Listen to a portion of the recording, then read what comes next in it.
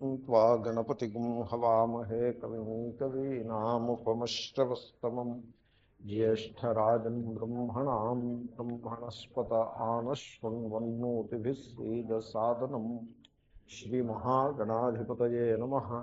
सदाशिवसमारम्भां शङ्कराचार्यमध्यमाम् अस्मदाचार्यपर्यन्तां वन्दे गुरुपरम्पराम्। नारायणं नमस्कृत्य नरं चैव नरोत्तमं देवीं सरस्वतीं व्यासं ततो जयमुदीरयेत्।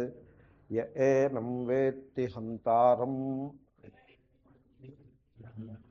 यश्चैनं मन्यते हतम् उभौ तौ न विजानीतः नायं हन्ति न हन्यते।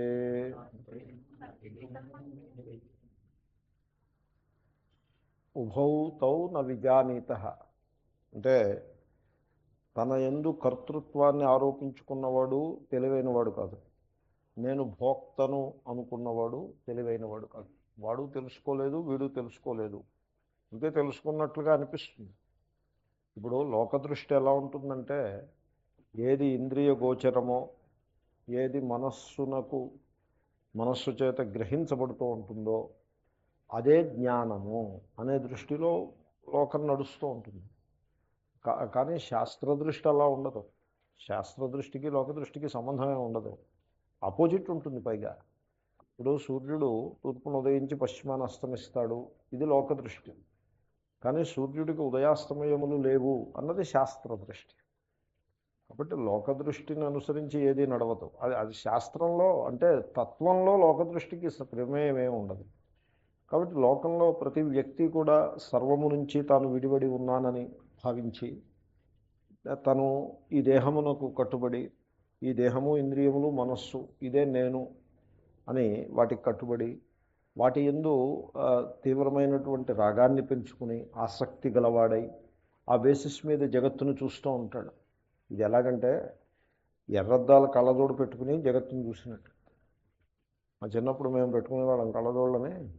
తీర్థాల్లో ఈ మేళాల్లో దొరికి అనా ఇస్తే ఒక కళ్ళజోడు కొనుక్కోవడం, దానికి ఒక రబ్బర్ బ్యాండ్ ఉంటుంది, ఆ రబ్బర్ బ్యాండ్ ఇలా పెట్టుకుని చూస్తే ఊళ్ళో అందరూ ఎర్రగా కనపడతారు. సో అది తెలివైన దృష్టి ఎందుకు అవుతుంది?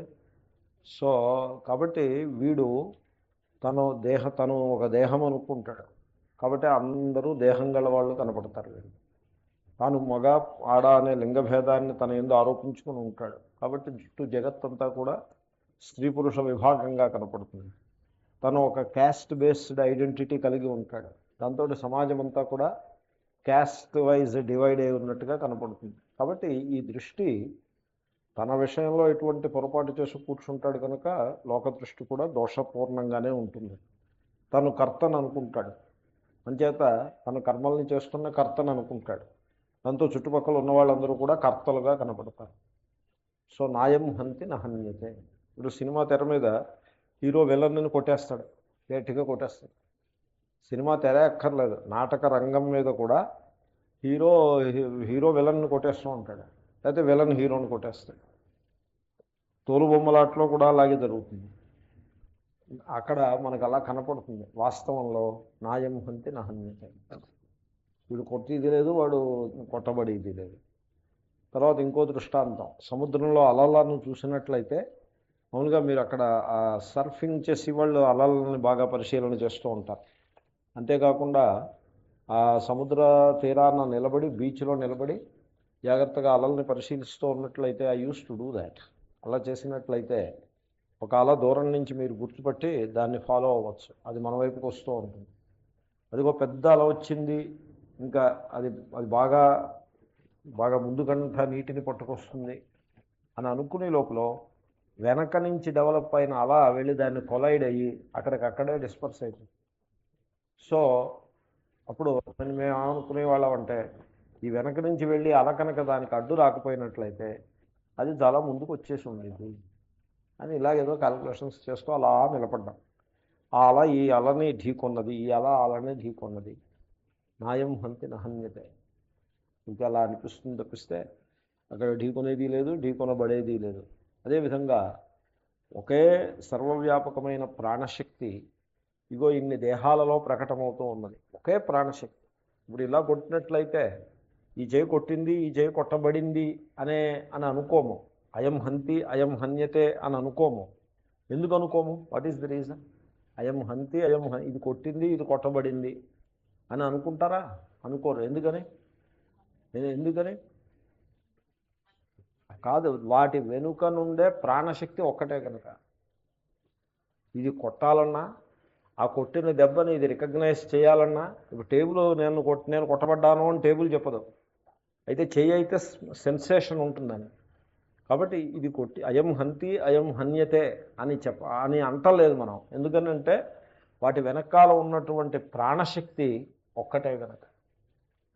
ఇప్పుడు తల్లి ఒడిలో కూర్చుని పిల్లవాడు శిశువు కాళ్ళతో తన్నుతుంది. సో చూసేవాడికి ఏమనిపిస్తుంది? అయం తాడయతి సా తాడ్యతే. వీడు తన్నుతున్నాడు, ఆమె తన్నబడుచున్నది. But fact is otherwise. నాయం హంతిన హన్యతే.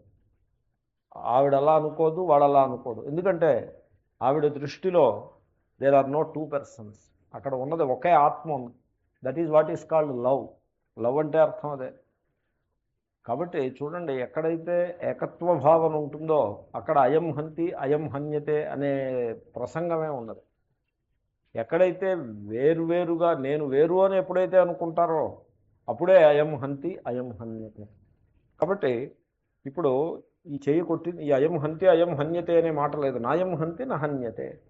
ఇప్పుడు ఈ దేహంలో ఏ ప్రాణశక్తి కలదో అదే ప్రాణశక్తి ఇతర దేహములలో కూడా ఉన్నప్పుడు నాయం హంతి నా హన్యతే. కొట్టిదేవాళ్ళు, కొట్టబడేదేవాళ్ళు. కాబట్టి కానీ స్థూల దృష్టితో చూసినట్లయితే, అంటే సర్వము నుంచి విడివడి ఈ దేహరూపంగా నేనున్నాను అనే దేహాత్మభావంతో ఉన్నవాడికి సర్వము భిన్నంగాను తాను భిన్నంగాను పృథక్ పృథక్గా కనబడిన మూలంగా ఈ ఈ ఈ నానాత్వ భావన నుండి, అంటే ఈ భేద దృష్టి నుండి అయం హంతి అయం హన్యతే అనేటువంటి ఒక ధోరణి, ఒక ధారణ, ఒక అభిప్రాయం ఏర్పడుతుంది. వాస్తవంలో మీకు ఆ భేద దృష్టి కనుక లేకపోయినట్లయితే అయం హంతి అయం హన్యతే అనే మాటకే అర్థం లేదు. ఇప్పుడు సినిమా తెర మీద సినిమా చూస్తున్నప్పుడు కూడా వీడు హీరో వీడు విలన్ అనే భేద దృష్టితో చూడాలి మీరు. అలా చూసినప్పుడే అయం హంతే అయం హన్యతే అని మీరు దాన్ని ఎంజాయ్ చేయగలుగుతారు. మీకు భేద దృష్టి లేదనుకోండి, దిస్ ఈజ్ ఆల్ మిథ్య, hero is also a play of light, villain is also play of light అని ఆ విధంగా చూశారనుకోండి, చూస్తే నాయం హంతి నా హన్యతే, వీడు కొట్టింది లేదు, వీడు కొట్టబడింది లేదు. కాబట్టి ఇప్పుడు ఎలాగంటే ఇది వరల్డ్ విషన్, గాడ్ విషన్ అని రెండు ఉన్నాయి. విషన్ అన్నా కాన్షియస్నెస్ అంటారు. World consciousness, God consciousness. మనం చిన్నప్పటి నుంచి వరల్డ్ కాన్షియస్నెస్కి అలవాటు పడి ఉన్నాం. దాన్నే లోకల్ కాన్షియస్నెస్ అని కూడా కొంతమంది వర్ణించారు. జగత్తు కాన్షియస్నెస్కి అలవాటు పడి ఉంటాం. అంటే నేను, నా చుట్టూ ఉన్న జగత్తు, ఇది మనకి this is something which we clearly understand. God consciousness మనం ఎరగం. గాడ్ కాన్షియస్ ఏదో గాడ్ గురించి ఉంటే అనుకోవడమే, కానీ అది ఇప్పుడు తెలియడం వేరును వినడం వేరు. గాడ్ గురించి చాలామంది ఎలా భ్రమపడతారంటే తాము విన్నది తాము తెలుసుకున్నది రెండూ ఒకటే అనుకుంటారు. అది చాలా పెద్ద పొరపాటు. వినడం వేరు, తెలియడం వేరు. ఇప్పుడు గాడ్, ఇప్పుడు భోజనం గురించి విన్నారనుకోండి, భోజనం ఫలానా హోటల్లో భోజనం చాలా బాగుంటుంది అని విన్నారనుకోండి, అది తెలిసినట్ట విన్నట్టే, తెలిసినట్టు కాదు కదా. మరి గాడ్ గురించి విన్నట్ట తెలిసినట్ట? విన్నట్టే, కానీ తెలిసినట్టు ఎక్కడైంది? గాడ్ వైకుంఠంలో ఉంటాడు, 4 చేతులు ఉంటాయి ఆయనకి అంటే ఇది విన్న మాట అంటారా, తెలిసిన మాట అంటారా? అది విన్నమాట. విన్నదానికి తెలిసిన దానికి చాలా డిఫరెన్స్ ఉంటుంది. సపోజ్ నేను మీతోటి మీ స్వరూపము అసంగము, ఇంట్రిన్సికల్లీ మీలో సంగము లేదు, మీరు సంగం ఉందని మీరు భ్రమపడ్డారు తప్పిస్తే మీలో ఇంట్రిన్సికల్గా మీ లోతుల్లోకి మీరు తరచి చూసినట్లయితే మీలో సంగము లేదు అని నేను చెప్పాను అనుకోండి. చెప్పినట్లయితే మీకు కొంత శ్రద్ధ ఉండాలి నేను చెప్పిన మాట మీద. పాజిటివ్ యాటిట్యూడ్ అంటారు. శ్రద్ధ అంటే అంతకంటే మహాభాగ్యం ఏం లేదు. అంటే శ్రద్ధ అంటే వీడు చెప్పింది సత్యం అయ్యి ఉండొచ్చు అని ఒక పిసరు శ్రద్ధతోటి కనుక మీరు బెనిఫిట్ ఆఫ్ డౌట్ నాకు ఇచ్చి మీరు ఆ వాక్యాన్ని మీరు భావన చేసినట్లయితే, ఒకసారి మెడిటేషన్ చేసినట్లయితే, మెడిటేషన్ చేయటం అంటే you look with in your self, that is what meditation is. బయటకు చూడటం మానేసి మీలో మీరు సాక్షిరూపంగా నిలిచి మీ అంతరాంతరములలో తరిచి చూసినట్లయితే నేను అసంగుడను అనే సత్యం మీకు అనుభవానికి వస్తుంది. అప్పుడు నేను చెప్పిన మాటని మీరు తెలుసుకున్నట్టే అవుతుంది, కానీ విన్నట్టు కాదు. కేవలం వినడంతో అయిపోలేదు. ఆత్మవారే ద్రష్టవ్య శ్రోతవ్య. ద్రష్టవ్య, దట్ ఈస్ ది గోల్. ఆత్మ సాక్షాత్కారము గోల్. దానికి ఉపాయము శ్రోతవ్య, శ్రవణం. కాబట్టి శ్రవణం చేస్తే అది జ్ఞానం అనిపించుకోదు. చేసిన శ్రవణము అది మీకు అనుభవానికి వచ్చినప్పుడే realisation. So it is realisation is జ్ఞానం. It is not just collecting information. So this is not. ఇప్పుడు రిలిజియన్ ఉందనుకోండి, రిలిజియన్లో ప్రొఫెషన్ ఉంటుంది కానీ ప్రాక్టీస్ ఏమి ఉండదు. ఇంకే చెప్తూ ఉండటం. రిలిజియన్లో ప్రాక్టీస్ అంటే చెప్పిన దానికి ప్రాక్టీస్ ఉండదు. సమ్ యాక్టివిటీస్ ఉంటాయి, చెప్పిన దానికి ప్రాక్టీస్ ఉండదు. వెరాజ్ వేదాంతాలో it is not a profession, it is a dynamic life. It is dynamic spirituality. ఊరికే ఏవో ఉపన్యాసం చెప్తున్నట్టుగా చెప్తున్న మాట కాదు. It is something which we experience, or to put it more correctly, which we realise ourselves, that innermost spiritual realisation. So that kind of a thing it is. కాబట్టి it is to start with కొంత positive attitude ఉండాలి. It is something which you can verify for your self. అప్పుడు అది తెలిసినట్టు లెక్క. అంతేగాని కేవలం వినటం వల్ల ఏమైనట్టు. అలాగే మనం వరల్డ్ కాన్షియస్నెస్లో ఉంటాం తప్పించి మనకి గాడ్ కాన్షియస్నెస్ మనకి ఉండదు. అది బాగా కేర్ఫుల్గా అలవాటు చేసుకోవాలి. గాడ్ కాన్షియస్నెస్ అంటే దేవుడు అనేవాడు ఒకడు ఉంటాడు, వాడు ఎక్కడో మేఘాల్లో, ఎక్కడో చాలా ఎత్తున మేఘాల్లో ఉంటాడు. అది గాడ్ కాన్షియస్నెస్. బగ్బేర్ అని కూడా అంటారు. అంటే దండం ఒకటి పట్టుకుని ఎప్పుడు ఎవరిని పనిష్ చేద్దామని సిద్ధంగా కూర్చుని ఉంటాడు. అది ఆ విధంగా that is it serves A purpose probably. ఏదో సోషల్ మొరాలిటీకి, సమ్ ఎథిక్స్కి ఉపయోగపడుతుంది. కానీ మనిషిలో అది వికాసాన్ని తీసుకురాలేదు. ఇది ఎలాగంటే లోకల్గా పోలీస్ స్టేషన్ ఒకటి ఉంది కనుక, పోలీస్ అథారిటీ ఒకటి ఉంది కాబట్టి ఎవళ్ళు దొంగతనం చేయకుండా ఎవరి పనులు వాళ్ళు చేసుకుంటున్నారు. That is not real ethics.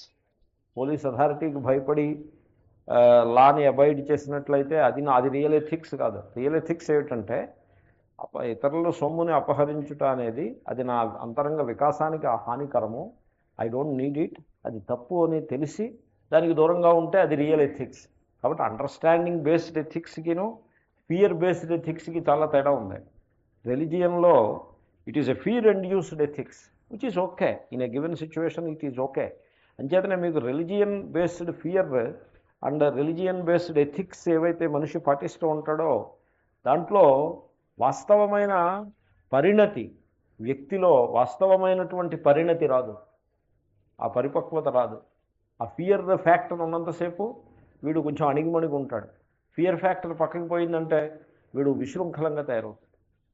కాబట్టి రిలిజియన్ అన్నది టు స్టార్ట్ విత్ కొంత ఉపయోగపడినప్పటికీ ఫైనల్గా స్పిరిచువాలిటీలోకి వచ్చినప్పుడు మాత్రమే మనిషి యొక్క వికాసం ఆరంభం అవుతుంది.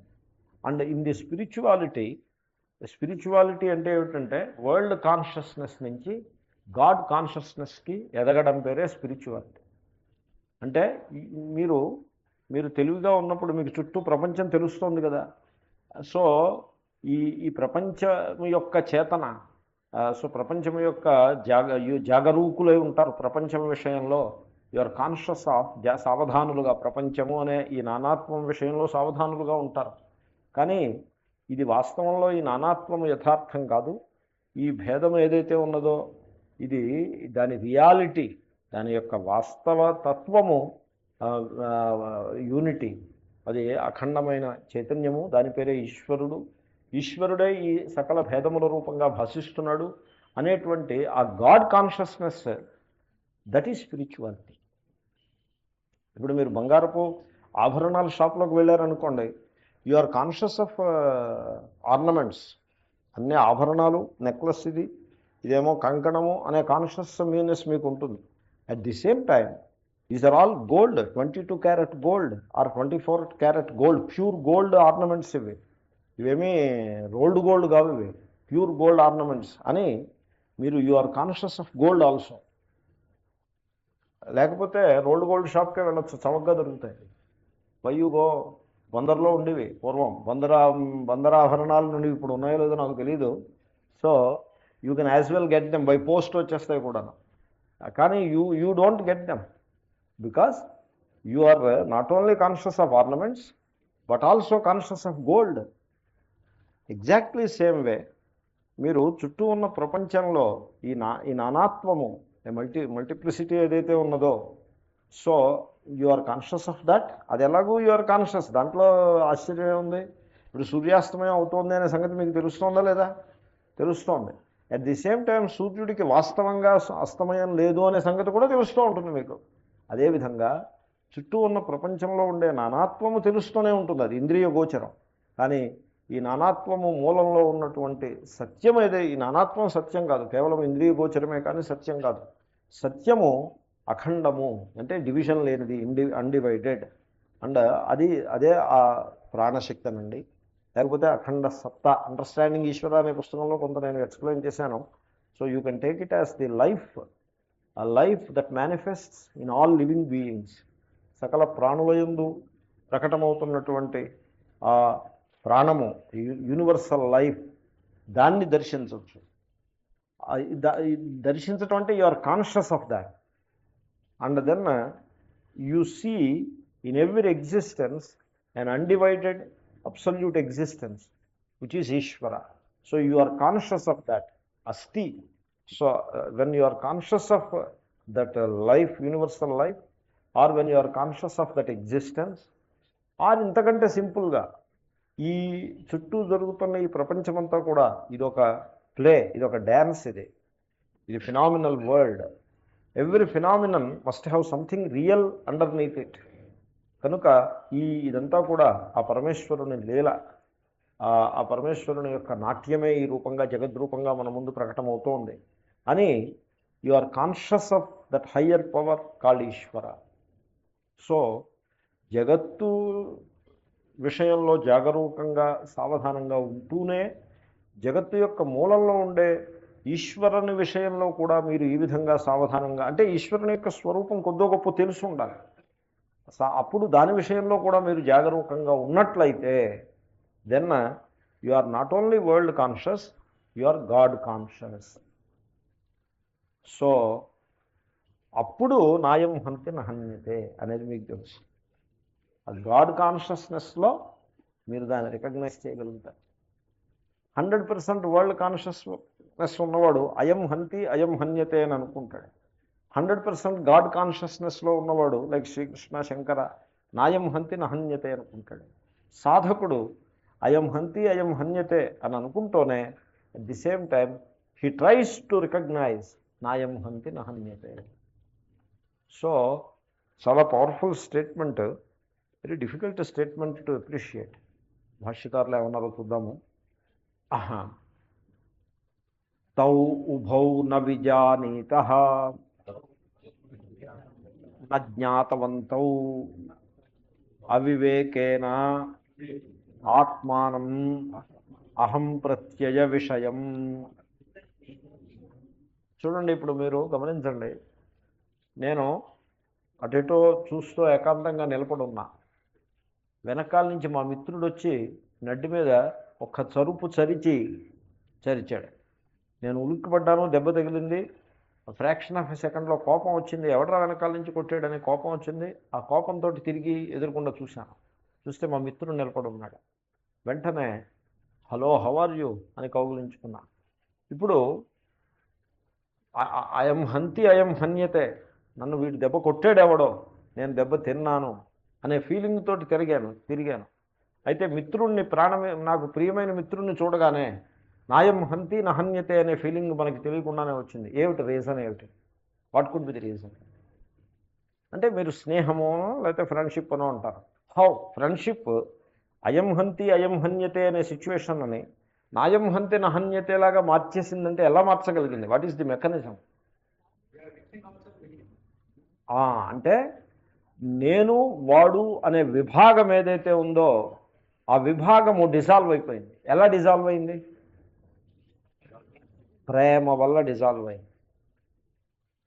మీరు ఆ వ్యక్తిని ప్రేమిస్తున్నారు కాబట్టి డిజాల్వ్ అయింది. ప్రేమ అంటే మరి అదే.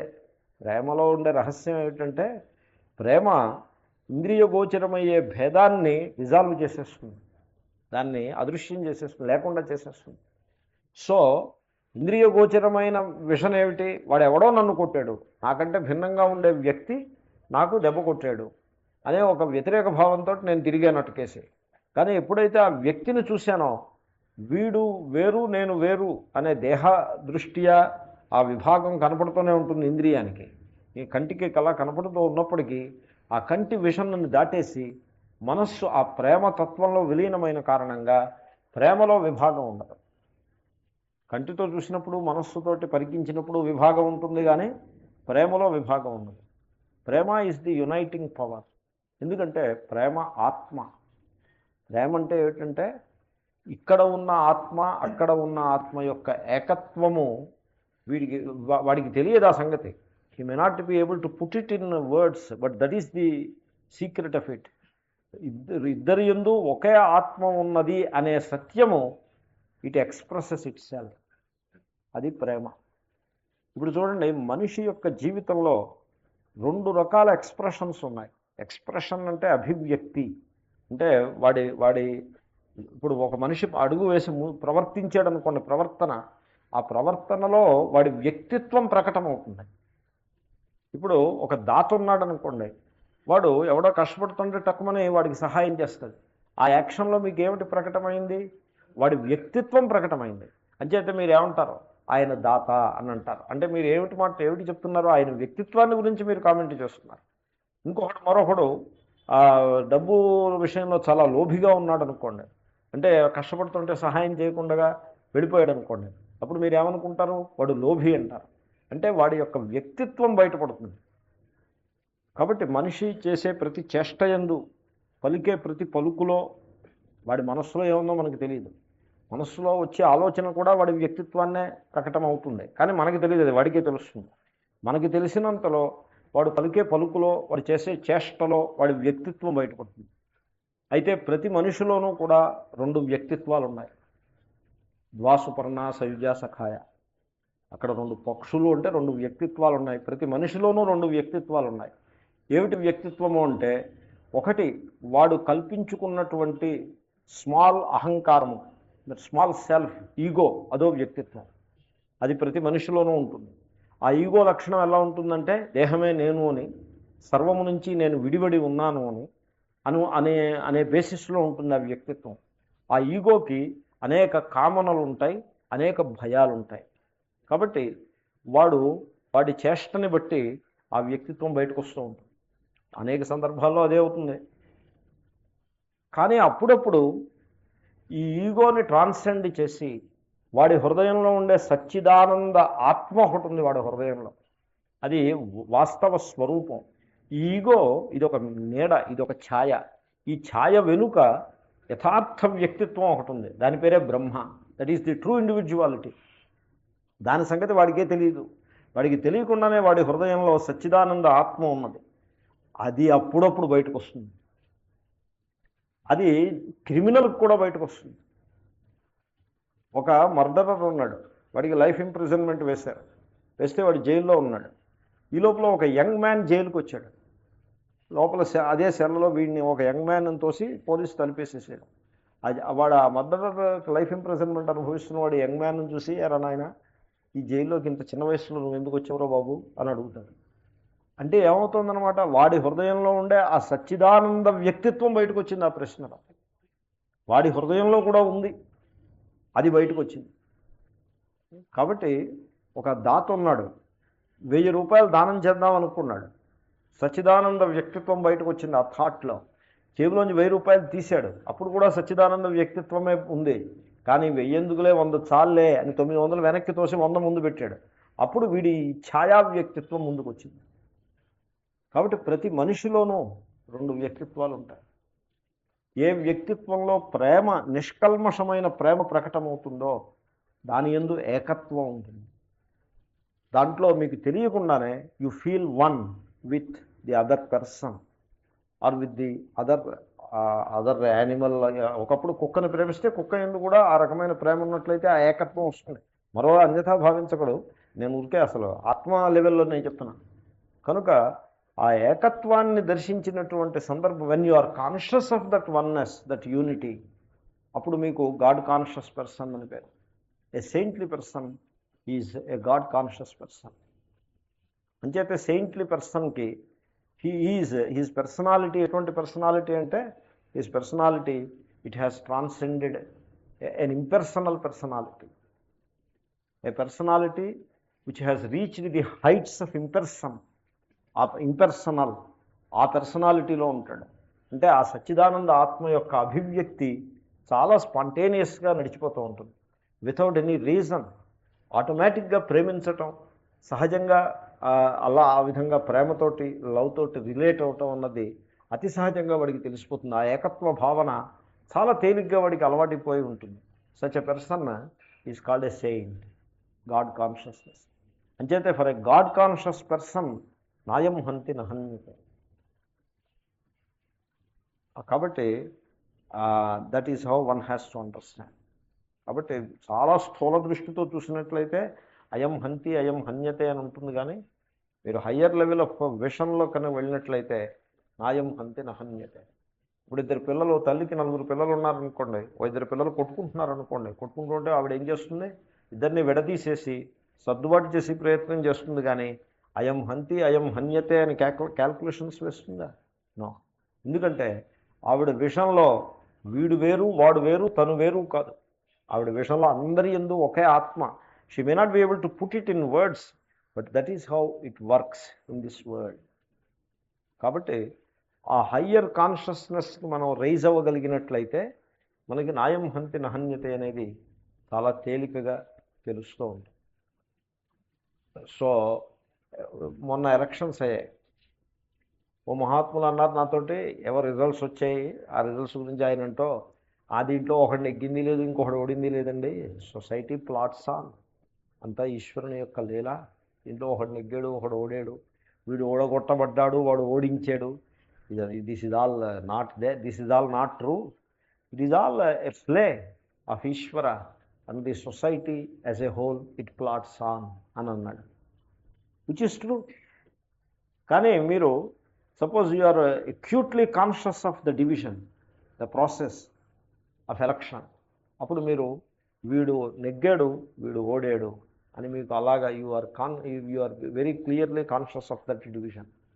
వెరాజ్ మీరు ఒక్కసారి హయ్యర్ లెవెల్లో చూడగలిగితే this is a very ephemeral thing. దీంట్లో ఒకటి నెగ్గడం ఏమిటి, ఒకటి ఓడడం ఏమిటి? కోర్టు కేసులో నెగ్గడం ఓడడం ఉండదు. కోర్టు కేసులో వీడు నెగ్గాడు, వీడు ఓడాడు అనే వ్యవస్థే ఉండదు. కోర్టు కేసులో నెగ్గేది లాయర్సే. ఈ పక్షి ప్రతిపక్షి వీళ్ళిద్దరూ నెగ్గేవాళ్ళు కాదు. అంచేతే కోర్టు కేసు నెగ్గినవాడు ఇంట్లో ఏడుస్తాడు, కోర్టు కేసు ఓడినవాడు వీధిలో ఏడుస్తాడు. ఇంట్లోనూ ఏడుస్తాడు, వీధిలోనూ ఏడుస్తాడు. నెగ్గినవాడు మాత్రం వీధిలో ఏడిస్తే బాగుండదు. కేసు నెగ్గి వీధిలో ఏడిస్తే అలాగే ఇంట్లో ఏడుస్తాడు. ఎందుకంటే వాడు గెయిన్ చేసేది ఏమి ఉండదు. Anyway that is different. కాబట్టి ఆ విధంగా మనము ఆ గాడ్ కాన్షియస్నెస్కి ఎదగాలి. ఎదిగినట్లయితే నాయం హంతి నహన్యతే అనే మాట చాలా పక్కాగా అనుభవానికి వస్తుంది. ఎలాగ ఎదగడం? హౌ? వరల్డ్ కాన్షియస్నెస్లోకి ఎలా ఎదిగారు మీరు చిన్నప్పుడు జన్మ తీసుకుని పుట్టినప్పుడు వరల్డ్ కాన్షియస్నెస్ లేదుగా. Your not conscious of the world. So చిన్నపిల్లవాడి వరల్డ్ ఎలా ఉంటుంది అని thinkers they try to explain. వాళ్ళు ఏమన్నారంటే బజింగ్ బూమింగ్ వరల్డ్ అని ఏదో సైకాలజిస్ట్ అలా ఎక్స్ప్లెయిన్ చేసే ప్రయత్నం చేశారు. చుట్టూ చాలా రణగొణ ధ్వని ఏదో అవుతుంది. There is a lot of activity. అంత మాత్రం and so much of confusion, nothing clear. చిన్నపిల్లవాడికి అంత మాత్రమే తెలుసు. More than that he doesn't know anything. Some forms are moving around, something is going on, so much of sound is happening, so many sensations are happening. అంతే తెలుస్తుంది చిన్నపిల్లవాడికి. He is utterly confused and he doesn't know that he is confused also. That is the beauty. That is the child's world. Child's వరల్డ్లో ఈ divisions ఇవేమీ లేవు, రాగాలు ద్వేషాలు ఇవే ఉండవు. అంచేతే చిన్నపిల్లవాడు మట్టి తీసి నోట్లో పెట్టేసుకుంటాడు, వాడికి ఏమీ తేడా తెలియదు. కాబట్టి ఆ స్థితిలో ఉన్న పిల్లవాడు వరల్డ్ కాన్షియస్నెస్లోకి ఎదుగుతాడు. ఈ మధ్యకాలంలో 3 ఏళ్ళు 4 ఏళ్ళు వచ్చేప్పటికే పిల్లలకి అన్ని రకాల వరల్డ్ థింగ్స్ నేర్పేస్తున్నారు. బర్త్డే పార్టీలని, తర్వాత డ్యాన్స్ అని, ఏదో సినిమా పాట ఒకటి వేయడం, డ్యాన్స్ చేస్తూ ఉన్నాం ఈ పిల్లల చేత. ఈ పిల్లలు డ్యాన్స్ చేస్తూ ఉంటారు ఆ పాటకి. రికార్డెడ్, మా చిన్నప్పుడు రికార్డు డ్యాన్స్ అని ఉండేది, రికార్డింగ్ డ్యాన్స్ అని ఉండేది. ఆ వెనకాల నుంచి ఓ గ్రామఫోన్ రికార్డు ఒకటి వేస్తుంటే వీడు ఈ మగపిల్లాడే, వీడు మొగాడే, వీడు పరికి నేను కండువా వేసుకొచ్చి ఓణి వేసుకొచ్చి స్టేజ్ మీద గెంతులు వేస్తూ ఉండేవాడు. ఆ రికార్డు విని ఆనందిస్తున్నామో వీడి గెంతులు చూసి ఆనందిస్తున్నామో తెలిసేది కాదు, అంతా ఒక పెద్ద కన్ఫ్యూషన్ కింద ఉండేది. ఏదో చూస్తూ కాలక్షేపం చేసేవాళ్ళం. రికార్డింగ్ డ్యాన్స్ అని it was quite popular in those days. Ganapati నవరాత్రుల్లో తప్పనిసరిగా రికార్డింగ్ డ్యాన్స్ ప్రోగ్రామ్ ఒకటి ఉండేది. ఆ తర్వాత it became unpopular and it went out of popularity. It is no more to be heard. Recording dance ప్రోగ్రాంలు ఇచ్చే ట్రూపులు ఉండేవి అప్పట్లో, అవన్నీ కూడా డిజాల్వ్ అయిపోయాయి. ఇప్పుడు మళ్ళీ వచ్చేసింది రికార్డింగ్ డ్యాన్స్, మళ్ళీ సర్కిల్ తిరిగి.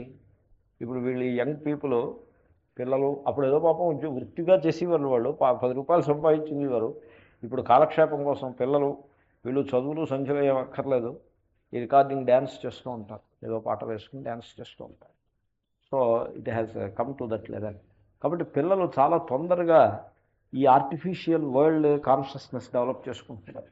వాట్ ఎవర్, మొత్తానికి they they they they grow in to that world consciousness. ఎలాగ గ్రో అవుతారు చెప్పండి? వరల్డ్ కాన్షియస్నెస్లోకి ఎలా గ్రో అవుతారు? చుట్టూ వరల్డ్ కాన్షియస్నెస్ బాగా వంట పట్టించుకున్న మనుషులతోటి నిరంతరము సంఘం చేస్తుంటే ఆ కారణంగా వరల్డ్ కాన్షియస్నెస్లో గ్రో అవుతారు. వాడి చుట్టూ తల్లిదండ్రులు, సోదరులు, ఇతర బంధువులు, తర్వాత మిత్రులు, సొసైటీ, వీళ్ళందరూ వరల్డ్ కాన్షియస్ పీపులే. కాబట్టి వీడు కూడా ఆ వరల్డ్ కాన్షియస్నెస్లోకి గ్రో అవుతాడు. అదేవిధంగా మనము గాడ్ కాన్షియస్నెస్లోకి మనం గ్రో అవ్వాలంటే ఆ మహాత్ముల యొక్క సన్నిధిలో కాలాన్ని గడపటం, ఆ గాడ్ కాన్షియస్నెస్ ఉన్నటువంటి మహాత్ముల యొక్క సన్నిధి ఉండటం, వాళ్ళతో సత్సంగం చేయటం, తర్వాత గీత మొదలైనటువంటి అధ్యాత్మ గ్రంథాలని, ఆ గాడ్ కాన్షియస్నెస్ని పెంపొందించేటువంటి గ్రంథముల యొక్క పఠనము, శ్రవణము, మెడిటేషన్. సో ఈ విధమైనటువంటి సాధనములన్నీ, ఎన్ని సాధనాలు ఉంటే అంత మంచిది. సాధనాలు ఉంటే మన ట్రావెల్ ముందుకి బాగా జరుగుతుంది. కాబట్టి ఇవన్నీ సాధనాలతోటి వీటికి మనం లిప్ సర్వీస్ పే చేస్తూ ఉంటాం. సపోజ్ వారానికి ఒక క్లాస్కి వస్తున్నారనుకోండి, సపోజ్ బై మిస్టేక్ వారానికి 2 క్లాసులకు వెళ్ళాల్సి వచ్చిందనుకోండి, అయ్యి బాబోయ్ ఏమిటి వారానికి 2 క్లాసులే వేదాంతం, ఈ సంసారం అంతా ఏమైపోతుందో అని మనం బెంగ పెట్టుకుంటాం. అలాగే లిప్ సర్వీస్ పే చేస్తే సరిపడదు. మనం వరల్డ్ కాన్షియస్నెస్ ఎలా నేర్చుకున్నామో, మనకున్న సమయం అంతా యుక్తి శక్తి అన్నీ ఉపయోగించి వరల్డ్ కాన్షియస్నెస్లోకి మనం ఎదగడానికి తొందరపడి మరీ ఎదిగాము. అదేవిధంగా అటువంటి లాలసతతోటి, అటువంటి ఇంపేషన్స్ తోటి, సో అటువంటి ఆదుర్దాతోటి, అటువంటి కమిట్మెంట్ తోటి మీరు ఈశ్వర కాన్షియస్నెస్లోకి కనుక ఎదిగినట్లయితే దెన్ యూ విల్ నో నాయం హంతి నహన్యతే అనే మాట it can be clearly understood. దీన్నే కృష్ణ కాన్షియస్నెస్ అన్నారు ఆయన ప్రభుపాద. ఎందుకంటే ఆయనకి అంతా కృష్ణుడే కనపడతాడు. ఒక తుఫాన్లో కృష్ణుడు కనపడతాడు, ఒక ప్రసన్నమైన సముద్రంలో కృష్ణుడు కనపడతాడు, ఓ మంచి దాంట్లో కృష్ణుడు, చెడు దాంట్లో కృష్ణుడు, సర్వ జగత్తునందు కూడా కృష్ణుడే కనపడతాడు.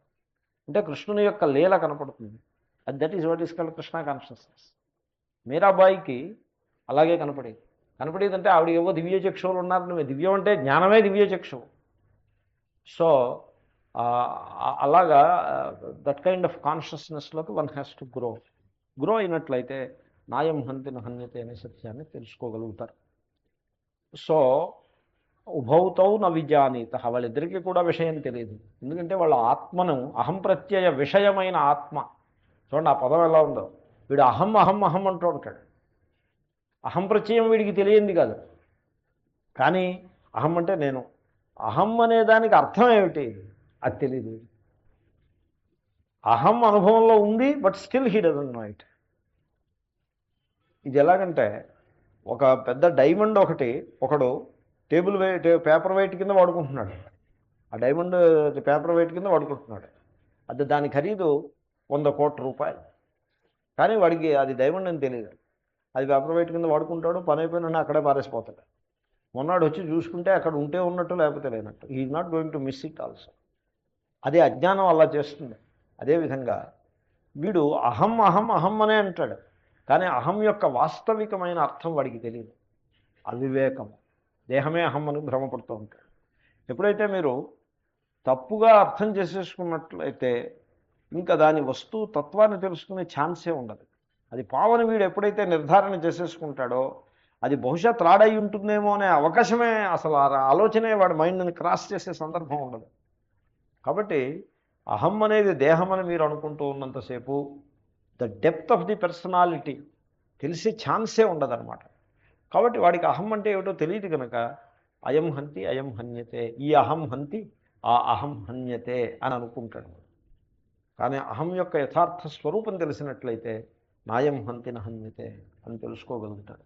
తర్వాత హంతా అహం హతోస్మి అహం ఇది దేహహననేన ఆత్మానం యౌ విజానీతః తౌ ఆత్మస్వరూపానభిజ్ఞౌ ఇత్యర్థః. సో అహం హంత, నేను కొట్టినవాడను, హతోస్మి అహం, నేను హతుడనైతిని, కొట్టబడితిని అని ఈ విధంగా ఇక్కడ కొట్టినది దేహము, కొట్టబడినది దేహము. సో దేహహననేన ఆత్మానం యౌ విజానీతః. అక్కడ హనన క్రియతో సంబంధం ఉన్నది దేహమే, హనన క్రియతోటి ఆ ఫలాన్ని పొందినది దేహమే. కాబట్టి దేహమే తాను అనుకోబట్టి వాళ్ళు ఆ విధంగా అహం హంత అహం హతోస్మి అని తెలుసుకుంటున్నారు. అలా అనుకుంటున్నారు, అలా తలపోస్తున్నారు. వాళ్ళు దేహదృష్ట్యా వ్యవహార దృష్ట్యా we don't care whether they are right or wrong అన్నది ఇష్యూ కాదు. కానీ వాస్తవంగా వాళ్ళు ఆత్మస్వరూపము తెలుసున్న వాళ్ళు కాదు. ఆత్మస్వరూప అనభిజ్ఞౌ ఇత్యర్థ. రామాయణంలో విశ్వామిత్రుడి గాథ వస్తుంది. విశ్వామిత్రుడు వశిష్ఠుణ్ణి నీ దగ్గరున్న గోవు నాకేమని అడుగుతాడు. అడిగితే వశిష్ఠుడికి, ఇప్పుడు విశ్వామిత్రుడికి ఏమిటి, నేను వేరు వశిష్ఠుడు వేరు, గోవు సంపద నా దగ్గర ఉండాలి వాడి దగ్గర ఉండకూడదు, ఈ అహం మమ అనే దేహాభిమానం గలవాడు. వశిష్ఠుడు జ్ఞాని. ఆయన అన్నాడు, అది నీతోటి రాదయ్యా, వస్తే తీసుకెళ్ళడానికి అభ్యంతరం లేదు, అది రాదు, నీ దారిని నువ్వు వెళ్ళని చెప్తాడు, సలహా చెప్తాడు ప్రేమతోటి. ఈయన వెండవు. సరే యుద్ధం నడుస్తుంది. యుద్ధం అంటే వశిష్ఠుడు యుద్ధం చేయడం, వశిష్ఠుడు యుద్ధం చేయడం, యుద్ధం చేసింది ఈయనే. వశిష్ఠుడిని తిట్టకుండా తిడతాడు. ఆయన శుభమనే అంటాడు, ఆయన తిరిగి తిట్టాడు. ఆయన మీద ఆయుధాలు ప్రయోగిస్తాడు. ప్రయోగిస్తే ఆ కథ ఇంట్రెస్టింగ్ స్టోరీ. ఆయన పక్కన బ్రహ్మదండము అని ఒకటి ఉంటుంది.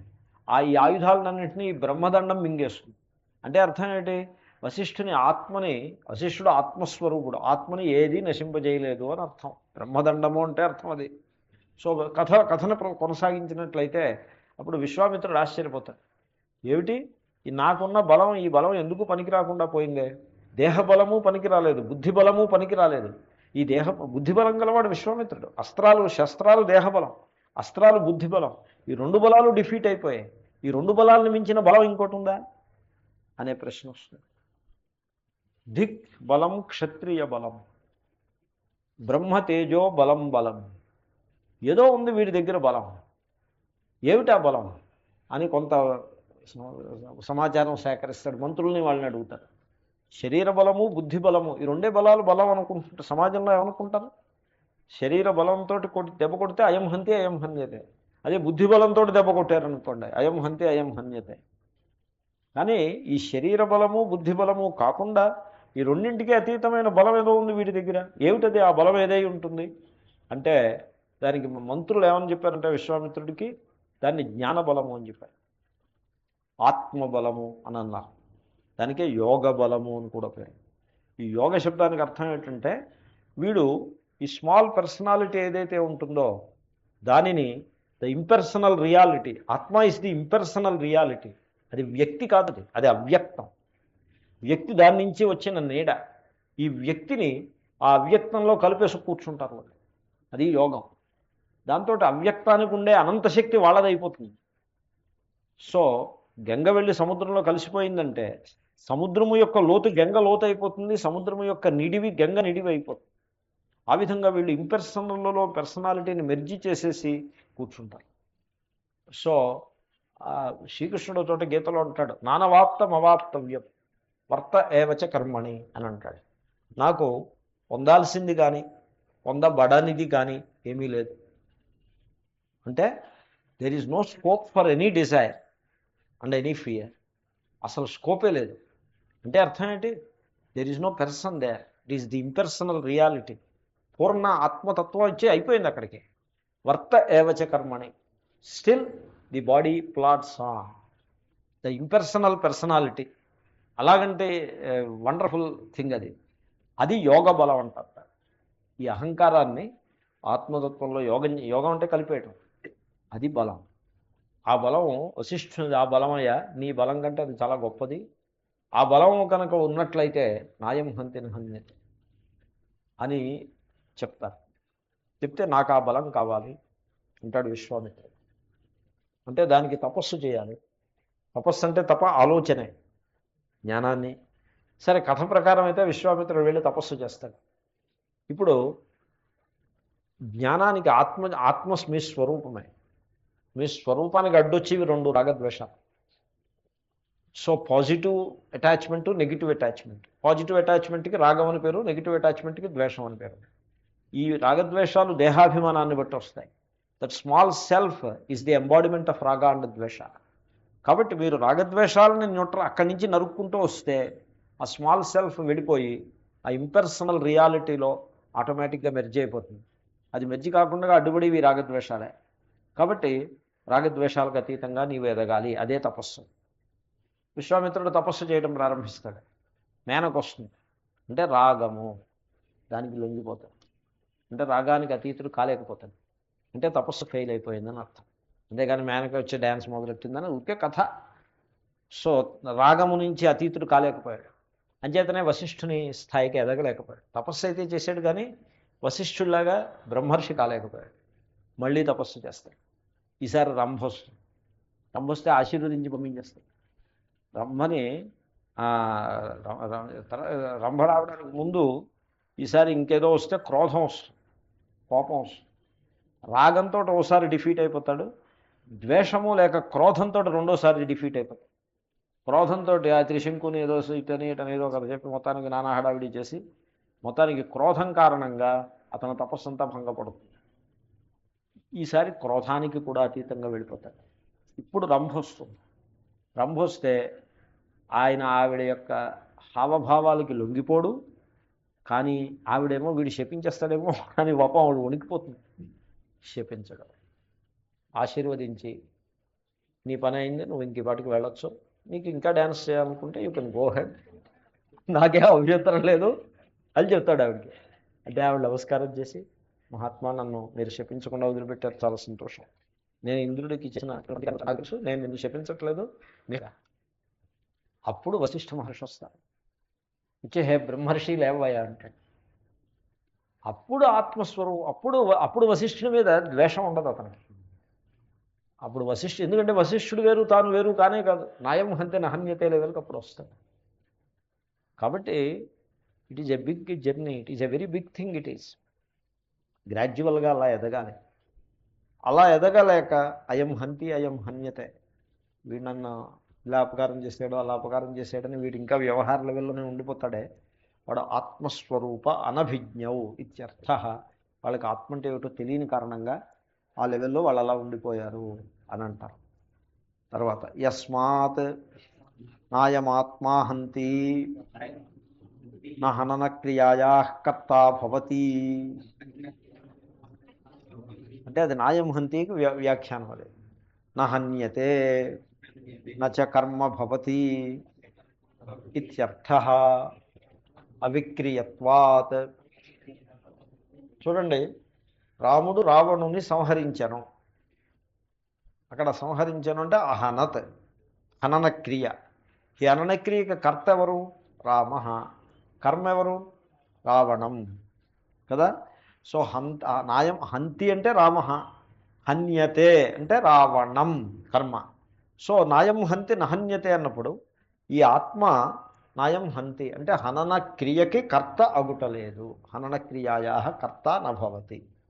నా హన్యతే అంటే కర్మ నభవతి, హనన క్రియకి కర్మ అవటలేదు.